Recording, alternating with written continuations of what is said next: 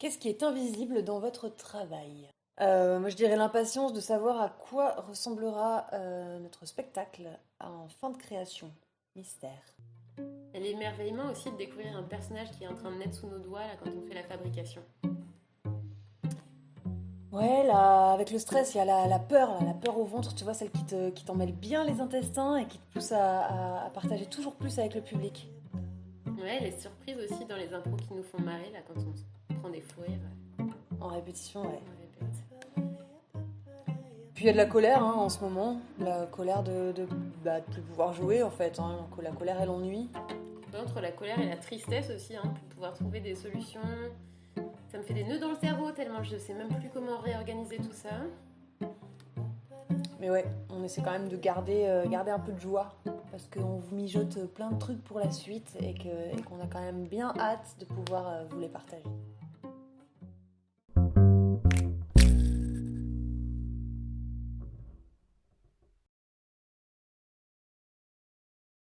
Visible dans mon travail, dans notre travail, c'est tous ces temps de recherche qu'on fait en amont pour commencer la construction d'un nouveau spectacle. Toutes les pièces de théâtre qu'on lit, qu'on met en jeu avant de choisir celle qu'on va monter. Tout le travail en collaboration avec des auteurs de théâtre, des autrices, pour les enquêtes de terrain, les recherches dramaturgiques pour initier l'écriture d'une nouvelle pièce. Tous les prototypes de marionnettes qu'on fabrique à l'atelier qui sont mis en jeu avec les acteurs et qui vont déterminer la construction des véritables marionnettes du spectacle. Bref, tous ces temps de travail collectif qui créent un désir commun, un imaginaire commun pour un spectacle à venir qui ensuite sera évidemment rendu visible.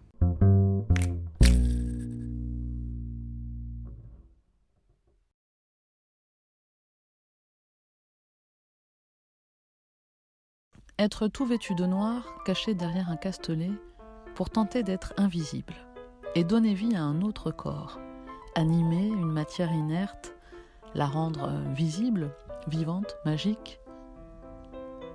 Le jeu marionnettique suscite le trouble. Qui est qui? Qui manipule qui? Que voit-on vraiment? Faut-il être ou ne pas être visible? Ce qu'on ne voit pas mais qu'on ressent, c'est ce va-et-vient intérieur entre deux corps, ce tissage entre le vivant et la matière, ce temps de préparation et de construction chimique pour une émotion de la matière. On oublie le manipulateur et grâce à de simples artifices, le personnage nous fait vibrer avec l'invisible. On entre dans un espace-temps qui nous permet de toucher l'éternité.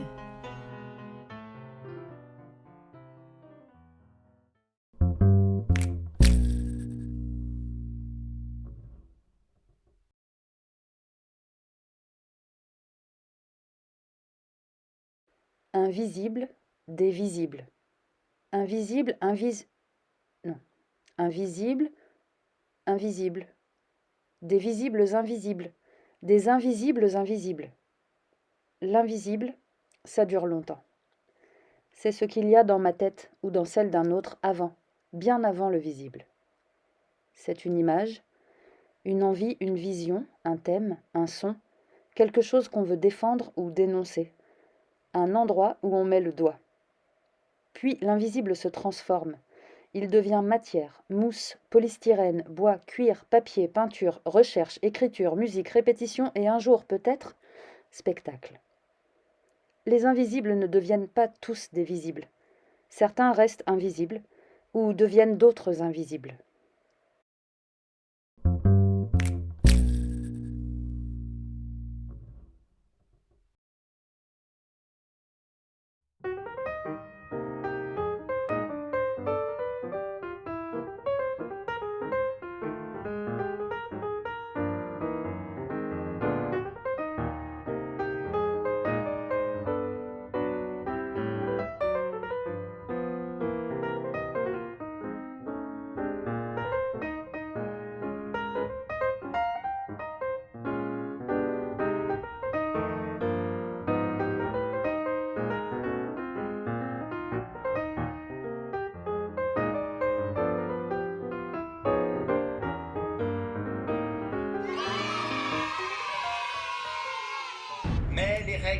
seront plus strictes que ce que nous avions initialement envisagé.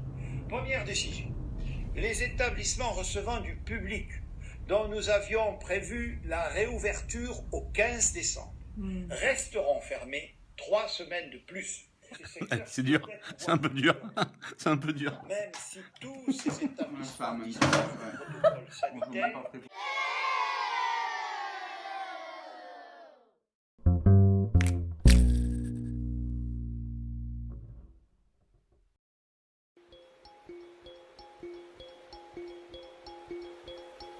L'art d'ombre m'inspire des états de corps, oriente mon regard, mes sensations. Il m'invite à me mouvoir et à être au monde, en étant à l'écoute de mes perceptions. Le simple fait d'observer une ombre en mouvement suffit à stimuler mon imaginaire et me suggère des choses que je ne pourrais comprendre autrement. Le théâtre d'ombre matérialise l'invisible qui parfois m'effraie ou m'intrigue, met en jeu les tensions spirituelles et physiques. Il m'éclaire sur la nature humaine, sur les phénomènes du sommeil, de la maladie, de la folie, de la transe et de la mort, et d'autre part sur l'expérience des rêves et des visions. Lieu d'expérience de l'intime et de l'universel, le théâtre d'ombre réactive ma mémoire collective et me permet d'imaginer des histoires que je peux ainsi raconter de manière non linéaire. Les ombres m'aident à ressentir mon inscription dans un monde minéral, céleste, végétal, terrestre, qui me dépasse et m'englobe.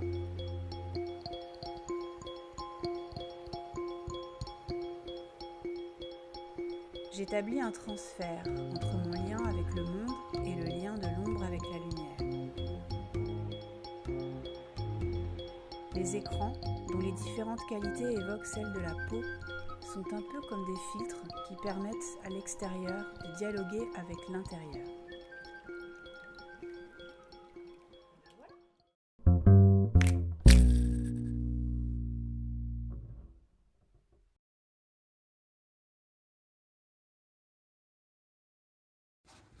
« 8 mars 2021, Théâtre Les Airs, à Die.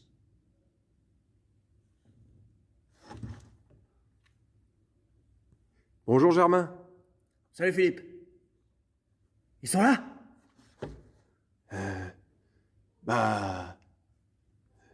Non. Quoi? Va voir. Merde.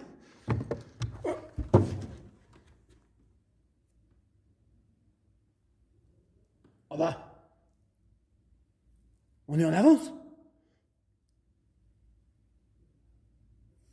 Ouais. C'est pas grave. Quelque chose me dit qu'ils vont bientôt arriver.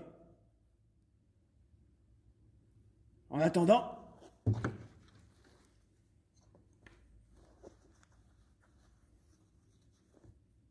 Je vais me griller une petite clope.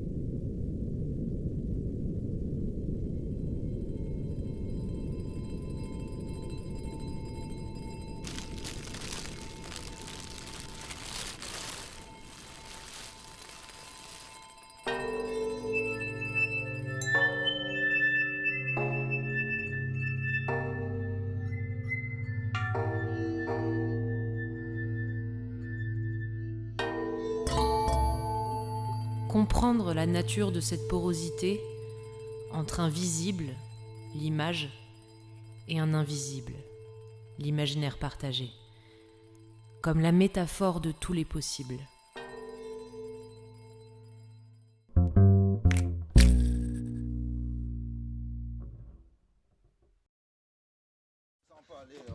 Test numéro 8. faut ressortir le vélo. Dans mon travail, les idées apparaissent comme des images que je dois ensuite décoder et adapter au langage de la matière. Le temps que j'ai passé à jouer et à inventer sur le terrain de ma famille, entre les vieilles voitures et les squelettes des machines industrielles démontées. Toutes les rencontres avec des personnes qui m'ont marqué, ayant été des amis ou des collègues. Aussi tous les heures de recherche, montage et démontage, parce que pour rendre les choses évidentes et simples, nous passons par des chemins détournés.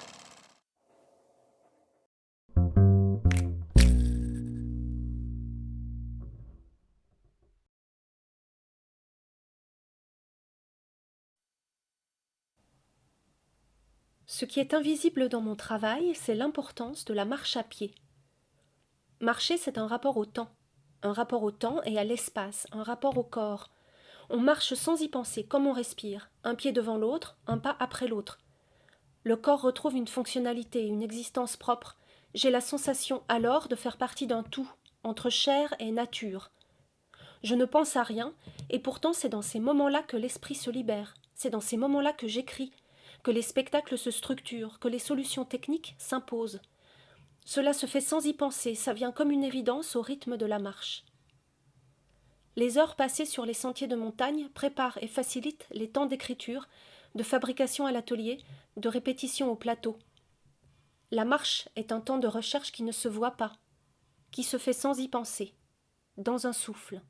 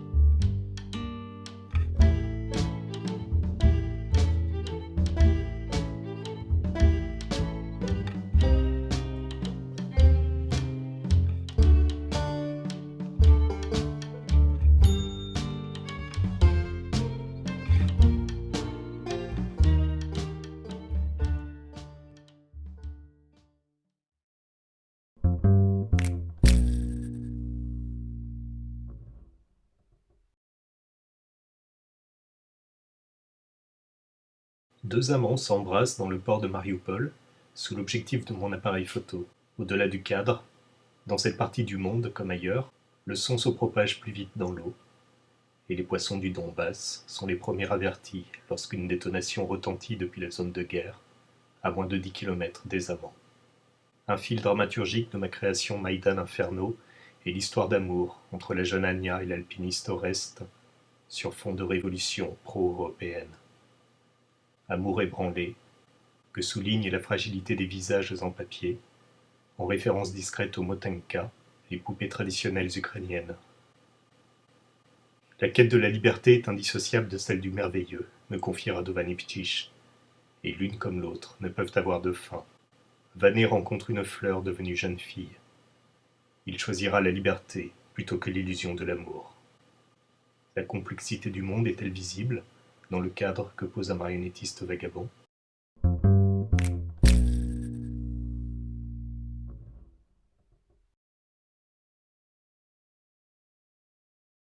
Alors on est Laurine et Karine de la compagnie Les Lucarnes Songeuses. On a un spectacle de marionnettes en théâtre d'ombre qui s'appelle La Vallée des Livres. Pour ce spectacle-là, on a fait le choix d'être invisible en tant que marionnettiste. On essaye qu'on voit le moins possible nos mains ou nos ombres, on nous devine forcément et ça fait partie de la magie du spectacle. On est également régisseur général, donc à nous deux seulement, on installe tout le matériel, on installe derrière notre castelet pour que les personnages, les décors et les accessoires soient facilement accessibles pendant tout le spectacle, qu'ils soient bien ordonnés.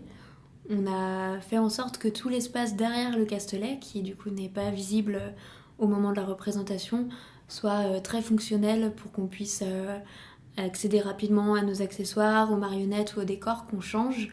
Donc tout l'espace derrière le castelet est millimétré pour nous permettre d'assurer la représentation sans accroc.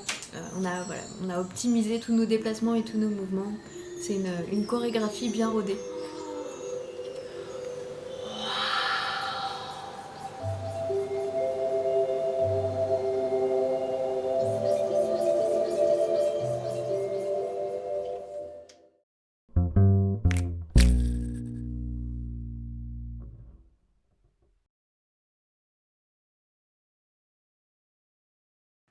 Si on prenait plutôt le point de vue d'une équipe, l'équipe de création, et donc qu'est-ce qui est invisible pour chacun d'entre nous? Alors, ça serait les coutures des costumes, donc du couturier. Ce serait mise en scène, à réunir des gens, justement tous ces corps de métier, toutes ces choses qui sont censées à un moment donné se réunir. C'est administrateur, administratrice. C'est tout ça, des tableaux avec plein de chiffres dedans.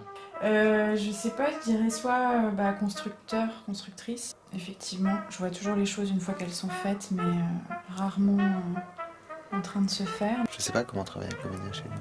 Je sais pas comment. Et le temps il passe avant de partir en tournée, à répéter son texte, à travailler son personnage, à rentrer dans son truc.